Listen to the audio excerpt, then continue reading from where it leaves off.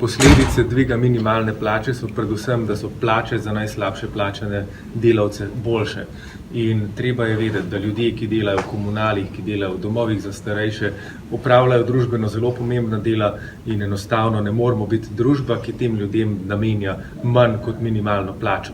To, da dobijo za svoje delo vsaj 700 evrov, je prvi korak k temu, da bodo nekoč za svoje delo tudi pošteno in dostojno plačani. Za tem v Levici stojimo, mislimo, da bi se morala minimalna plača in tudi druge plače v državi še dvigniti, ker če nas primerjate s kakšno sosednjo državo, imamo pol manjše plače kot tam in je nedostojno govoriti, da so zaradi tega zdaj cene višje.